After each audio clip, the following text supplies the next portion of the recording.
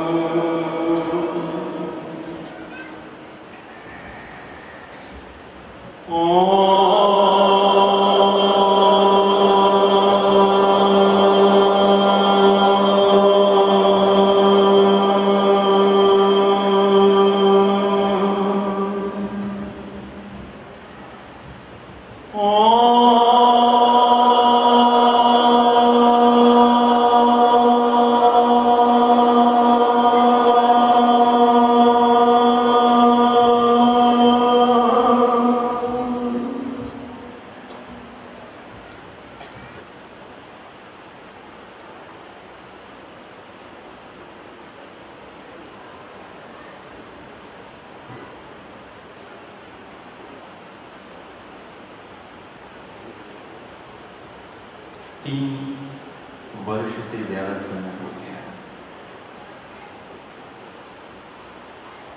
बस एक सपना सा लगता है।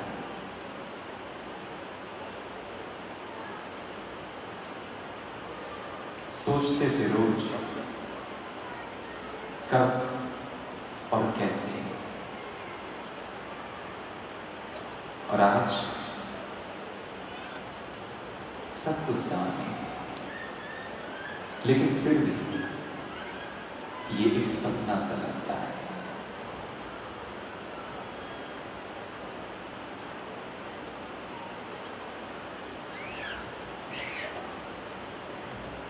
ये बच्चों का स्वभाव होता है कि वो आगे से आगे ये करना वो करना, और यहां तक कि जो नहीं कर सकते उसका भी दावा करना। एक छोटे से बच्चे को पूछो क्या आप जहाज उड़ा सकते हो, झट कह देगा हाँ। कोई भी बात, कोई भी चीज छोटे से बच्चे को पूछ कर देखो, झट कह देगा हाँ हाँ मैं ऐसा कर सकता हूं।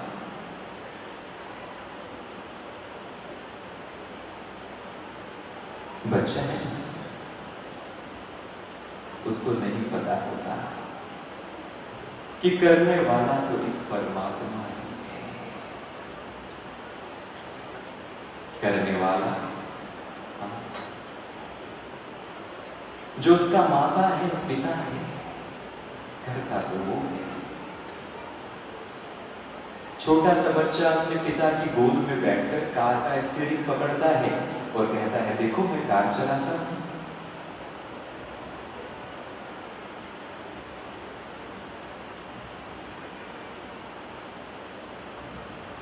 लेकिन सच सबको बता है,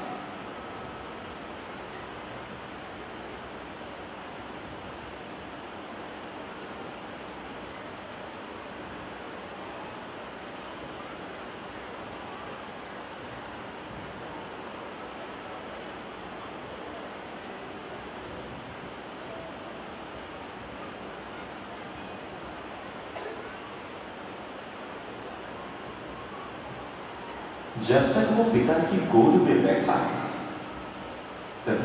तो चलाता है।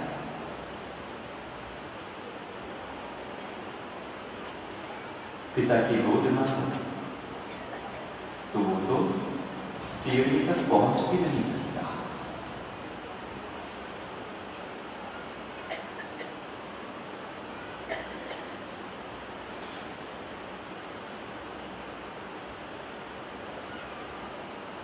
लेकिन फिर भी पिता ये जानते हुए भी पिता कभी बच्चे को एहसास नहीं होने देता कि कौन कर रहा है,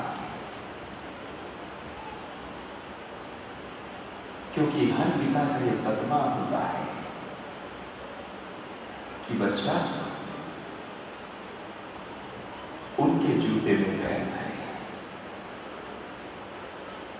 वो बच्चा उनके रास्ते पर और आगे बढ़े।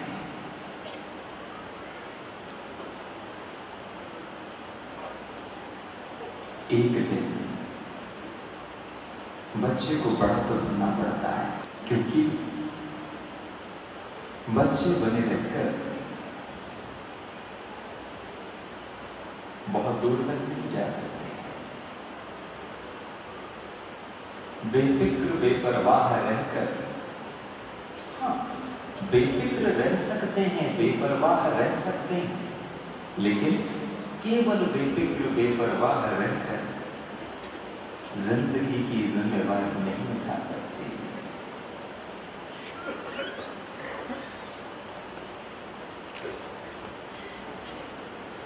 और इसीलिए एक अच्छा पिता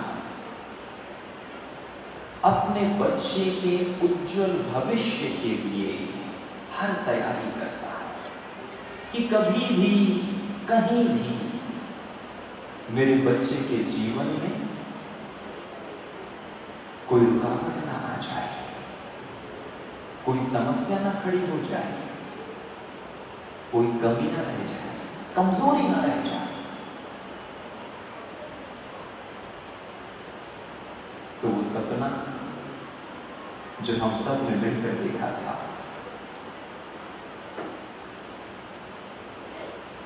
उसका आधार पिता का प्यार ही तो था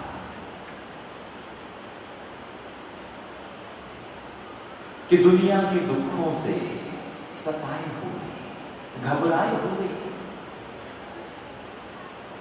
हम सब दौड़े आते हैं। कुछ भी हो जाए, ये अंदर पक्का है कि एक बार महाराज जी को पता लग जावे तो बस काम बन गया। एक बार पुकार उन्होंने डर के पहुंच जाए तो सारा जीवन तर गया।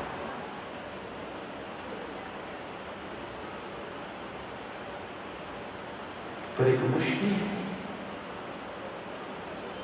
महाराज जी का ज्यादा संस्कृति ऐसे रहते हैं, अगे पीछे कदे आओ बड़ा औखा होता, टाइम है तो मिल लेते हैं, नहीं तो बड़ा मुश्किल। फोन आ देता पॉसिबल भी नहीं हो पाता कहीं ना कहीं। तो क्या करें, पर करते हैं।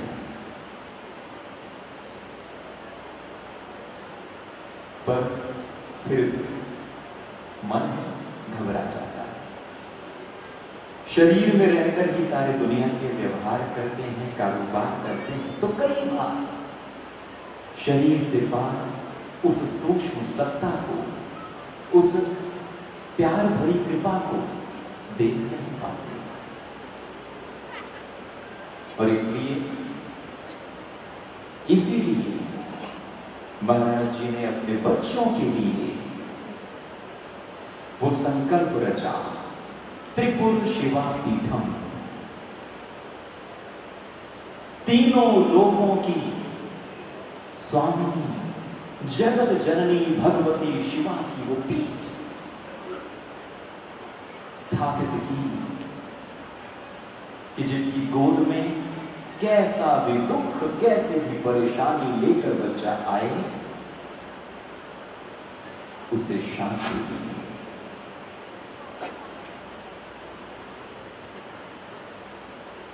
और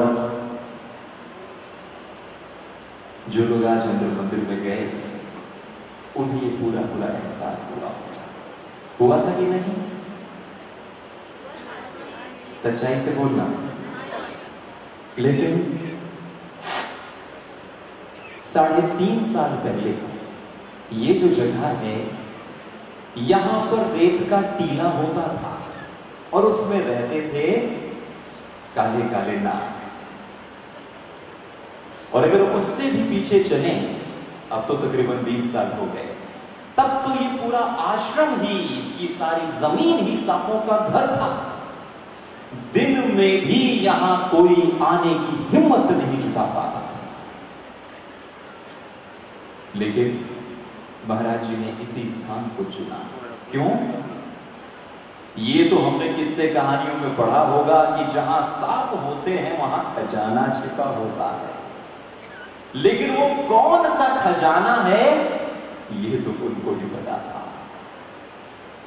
सर्प एक ऐसा जीव है, ऊर्जा का प्रतीक है, सीधा ही पूंछ पे खड़ा हो जाता है, इतनी प्राण शक्ति है उसमें। तो ये चैतन्य भूमि सर्पों से रक्षित जागृत भूमि, इसका चुनाव हुआ क्योंकि यहां पर बनना था साधना आश्रम।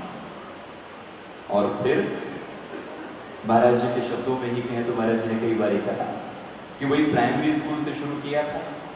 पहले सब के साथ हंसते खेलते, कभी यात्राएं करनी, साथ में बैठकर भोजन करना, रोज मिलना, जानते ही हैं सब, कीर्तन करना, नर्तन करना, फिर थोड़ा और गहरे और आगे चले,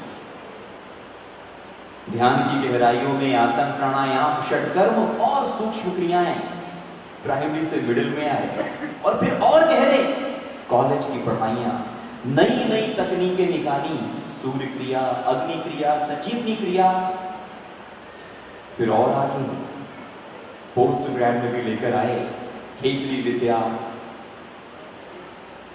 नाद, प्रकाश, उनका अनुसंधान क्या कुछ नहीं बताया। करते करते कहते हैं अब तो भाई कॉलेज तक की सारी पढ़ाई करा दी, कोर्स भी बना दिए हैं, मटेरियल भी तैयार कर दिया है। अब बारी है रिसर्च की, जो करना चाहते हैं सच में अब उनका समय है।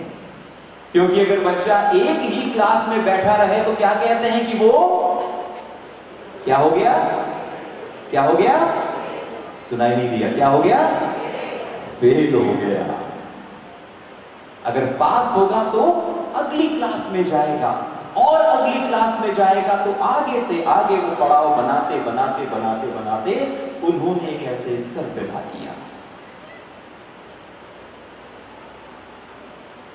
याद करो जब भूमि पूजन यहां पर हुआ था, तकरीबन 2 महीने तक वो नींव की खुदाई करके हम सब लोग कैसे वहां पर एक कमरा बनाया था और वो भीषण अग्नि 15-15 फीट ऊंची वो लपटें निकलती थी और उसके चारों ओर बैठकर किस तरह से हम लोग वेद मंत्रों का जाप करते थे। याद कर, आप में से काफी लोग थे उस अनुष्ठान। उसके बाद जब नींव रखी गई तो वहां पर यंत्रों की स्थापना की गई, एक आधार दिया और फिर धीरे धीरे जैसे जैसे बाहर इमारत की प्रगति होती रही, साथ में अंदर ही अंदर वो श्रीयंत्र की प्राणमयी मूर्ति भी बनती रही कई साधकों के हृदयों में। और फिर जब बाहर मंदिर का पूरा नक्शा बन के तैयार हो गया, शक्ति का रूप प्रकट हो गया, तो एक समस्या हो गई। वो समस्या क्या? शक्ति का स्वरूप तो प्रकट हो गया, श्री यंत्र मंदिर तो बन गया, पर जो महायोग के पथिक हैं, जो उस दिव्य चेतना को धर्म धाम पर, इस धरा धाम पर अवतरित करवाना चाहते हैं, वो केवल शक्ति की गोद में लीन होकर ही चुप नहीं बैठ जाते। वो शक्ति के साथ शिव से भी संबंध बनाते हैं। तो मंदिर बनकर तैयार हो गया, फर्श लग गया, दीवारें, सारा कुछ बन गया, दरवाजे लग रहे हैं। तो महाराज जी कहते वही का नाचक हमारे लाली जी आ गए लुधियाना से, शिवलिंग लेकर एक नर्मदा से निकला साक्षात नर्मदेश्वर। आप में से काफी लोगों को पता होगा कि जिस तरह शालिग्राम स्वाभाविक ही गंडकी नदी में वहां पर अपने आप ही प्रकट होते हैं, इसी तरह से नर्मदा में शिवलिंग स्वाभाविक ही प्रकट होते हैं। तो उन्होंने बताया कि 10 साल तक खुदाई करी, 40 पिंडियां निकली, जिनकी उन्होंने जगह जगह मंदिरों में स्थापना कराई, लेकिन ये पिंडी बहुत विशेष थी और इसके लिए वो विशेष मंदिर की खोज कर रहे। तो कहते हैं भाई इससे विशेष मंदिर तो हमको मिला नहीं, इसलिए हमने इस पिंडी की स्थापना यहां करवानी। हम चिंता में पड़ गए, भाई मंदिर बन के तैयार हो गया, हम लोग तो उद्घाटन की तैयारी कर रहे हैं और आप कह रहे हो कि यहाँ शिवलिंग की स्थापना करो, ये कैसे संभव है? अब तो उसमें there is no provision at all, it's all done। वो कहते हैं जी असि कुछ नहीं जानते, जे तुसी नहीं कहोगे असि चुपचाप छड़ के चले जावांगे, पर होता असि संकल्प कर लिया, होता स्थापना होनी होगी। महाराज जी के पास गए कि महाराज जी अब दुविधा आ गई है, क्या करें? महाराज जी ने तनिक विचार किया, फिर कहते हैं भाई घर बैठे आए हैं भोले भंडारी, स्वागत तो करना पड़ेगा, तैयारी करो।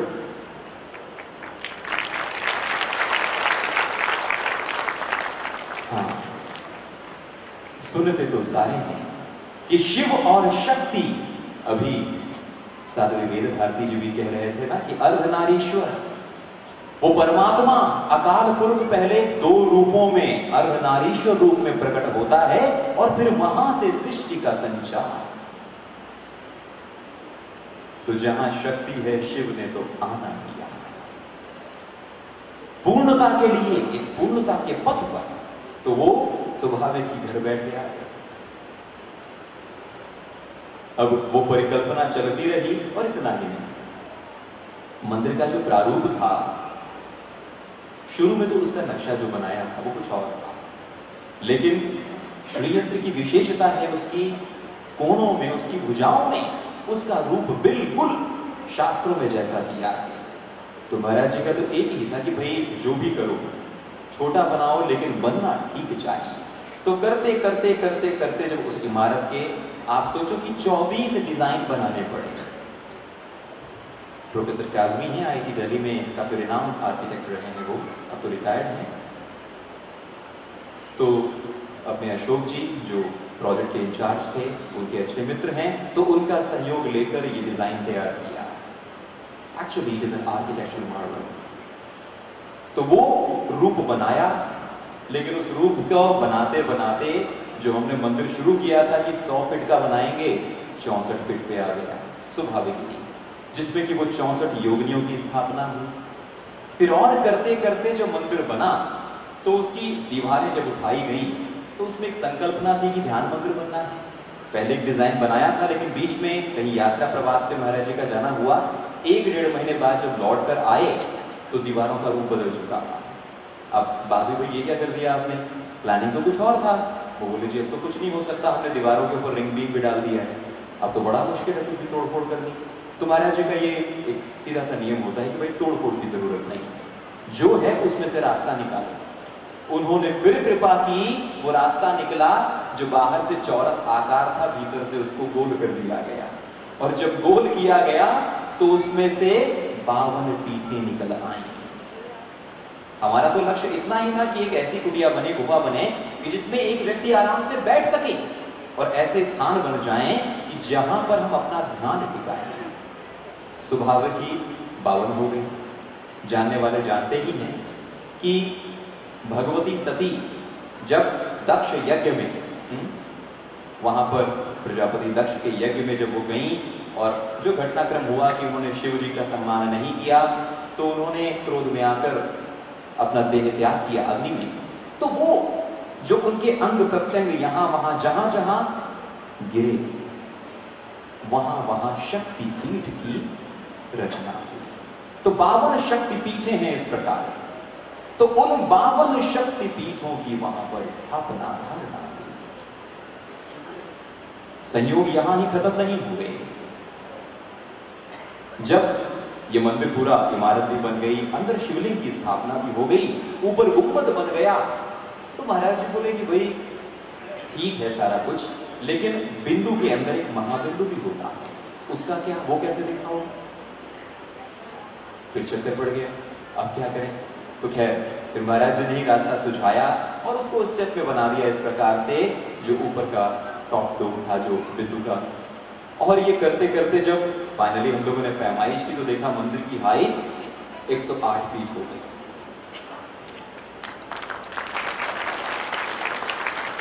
सारा क्रम इतनी सहजता से अपने आप होता गया, पता ही नहीं लगा। बिना किसी योजना के अपने आप वो भूमिका बनती गई। क्यों? क्योंकि पीछे उन परम पिता का, जो हमें साक्षात पिता रूप में प्राप्त है, गुरु रूप में प्राप्त है, संकल्प कार्य कर रहा था। और इसकी पुष्टि उस दिन हुई जिस दिन उस श्री यंत्र की स्थापना हुई। वो भव्य श्री यंत्र, हाँ आपने देखा ही होगा, विशाल जिस तरह उसका आकार है, मानवाकार में उसकी प्रतिष्ठा की गई। और श्री यंत्र की विशेषता है क्योंकि ये एक साधना का आधार है, ध्यान मंदिर है, तो वहां पर सोने चांदी की पत्थर की प्रतिमाएं नहीं चलती। केवल मन की आस्था का विषय नहीं है, ये एक विज्ञान है अध्यात्म का।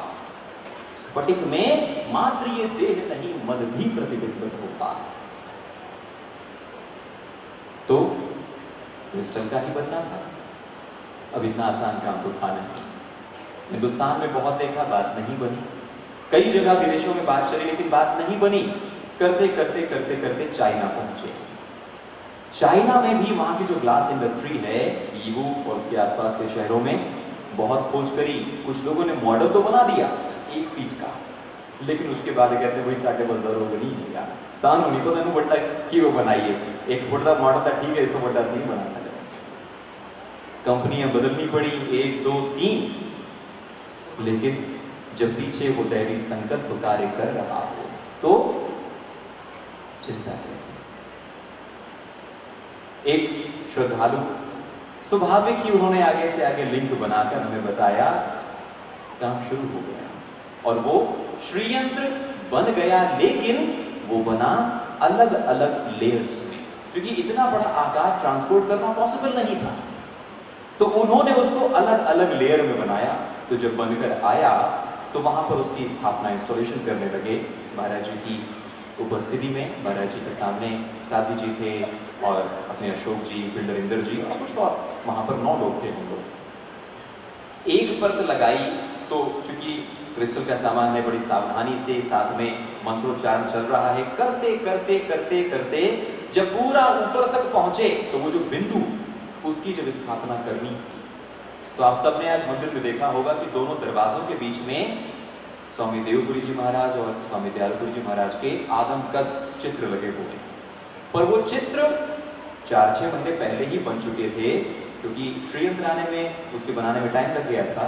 तो उन स्वरूपों को अच्छी तरह से, मोटी थर्मल शीट आती है 1 इंच की, उससे ढककर बाकायदा टेप लगाकर उसके ऊपर लकड़ी की खपच्चियां लगाकर रोका हुआ था कि बिल्कुल बंद करके कि भाई जिस दिन पूरा हो जाएगा उस दिन उनका आवरण हटाएंगे।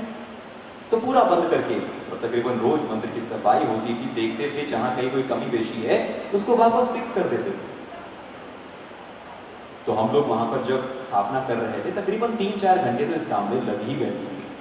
सारा काम चल रहा है, लेकिन अचानक जैसे ही वो अंतिम बिंदु का जो हिस्सा था उसको ऐसे सेट कर रहे थे, जैसे ही वो सेटिंग हुई, उसमें खांचा बनाया हुआ था निचली लेयर पे, हल्की सी यहां आवाज हुई, लेकिन उससे ज्यादा आवाज पीछे हुई।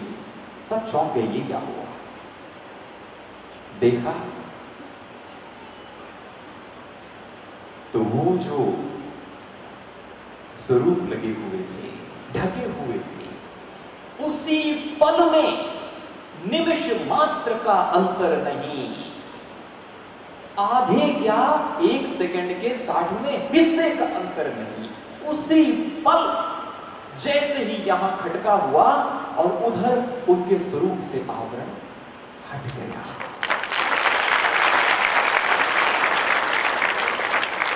और आवरण भी कैसे हटा? बस उनका मुख ऐसे अनावृत हो गया।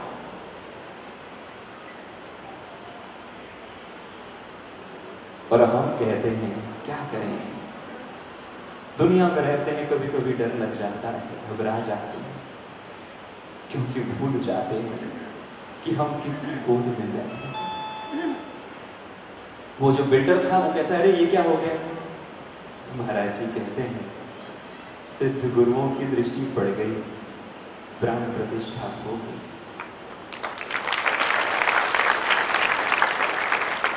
तो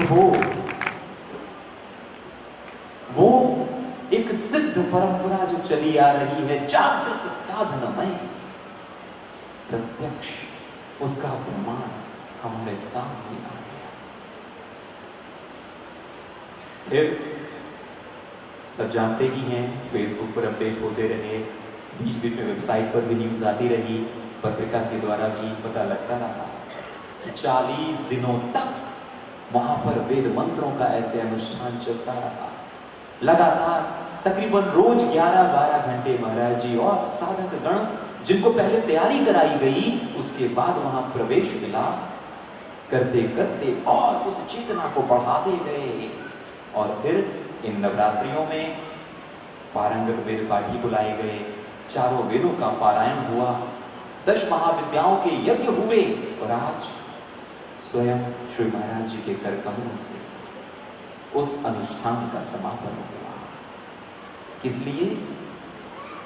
उनके बच्चों के लिए, कि वो शक्ति, वो जागृत पीठ, उसमें कोई भी बच्चा आए बैठे, कैसी भी पुकार करे, पहुंच जाए और उसका उत्तर आ जाए। चाहते हैं उत्तर? चाहते हैं उत्तर? सच में विश्वास नहीं कि मिलेगा? सच में मिलेगा। पर कैसे मिलेगा ये तो गुरुवती बताएंगे। हम सब तो उनके दर पर बैठे हैं, उनकी कृपा बरस ही रही है। बीच में कभी कभी हमारी अहम रूपी छतरी आ जाती है, तो उनके दर पर बैठकर उनके चरणों में यही प्रार्थना करते हैं कि ये अहम रूपी छतरी सदा सदा के लिए छिन्न भिन्न हो जाए। ये शरीर, ये मन उन्हीं के श्री विग्रह के यंत्र बन जाए, श्री यंत्र बन जाए। इसमें मैं बस तू ही तू हो, तू ही तू हो। ऐसी ही प्रार्थना के साथ गुरु चरणों में बारंबार नमन प्रार्थना है कि अपने बच्चों को सदा एक उंगली पकड़कर आगे चलाते हैं।